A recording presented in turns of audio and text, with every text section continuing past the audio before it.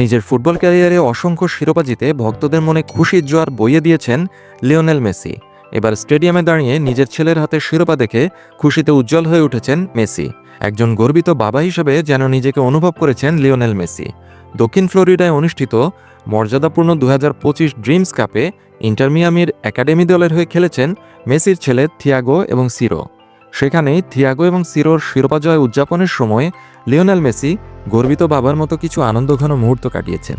Memorial day উইকেন্ডে অনুষ্ঠিত যুব টুর্নামেন্টের খেলা দেখতে স্টেডিয়ামে উপস্থিত ছিলেন কিংবদন্তি এই আর্জেন্টাইন ফরওয়ার্ড। এই টুর্নামেন্টে আমেরিকা এবং বিশ্বজুড়ে শীর্ষস্থায়ী ও উদীয়মান প্রতিভাদের জড়ো করা হয়। সেখানেই লিওনেল মেসি তার স্ত্রী অ্যান্তোনেলা রকুজ্জো গর্বের সাথে দেখছিলেন যখন 12 বছর বয়সী তাদের সন্তান থিয়াগো এবং 7 বছর বয়সী সিরো তাদের নিজ নিজ দলের হয়ে ট্রফি উঁচিয়ে ধরেছিল।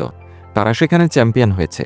অনলাইনে প্রচারিত ছবিতে দেখা যায় 8 বারের ব্যালন ডিওর জয়ী উচ্ছ্বসিত এবং রোমাঞ্চিত, কারণ তার ছেলেরা তার সামনেই ট্রফি উঁচিয়ে ধরেছে। ইন্টার মিয়ামির একাডেমির পোস্ট করা একটি ইনস্টাগ্রাম রিলেতে দেখা যায় থিয়াগো তার অনূর্ধ্ব 13 সতীর্থদের সাথে লাফাতে লাফাতে চিৎকার করছে, চ্যাম্পিয়ন্স চ্যাম্পিয়ন্স, ওলে ওলে ওলে। এদিকে সিরো একই রকম উত্তেজনা ভাগ করে নিয়েছিল। গর্বের সাথে সেও তার সতীর্থদের সাথে ট্রফি তুলে নিয়েছিল এবং খুশিতে হাসছিল তারা সবাই। লিওনেল মেসির সন্তানরা মাঠে সাফল্যের স্বাদ গ্রহণের এটি প্রথম ঘটনা নয়।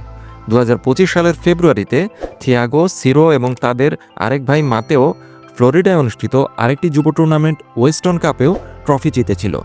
বলা যায় না, হয়তো একদিন এদেরকেও বিশ্ব ফুটবলে রাজত্ব করবে নিজ নিজ প্রতিভায়।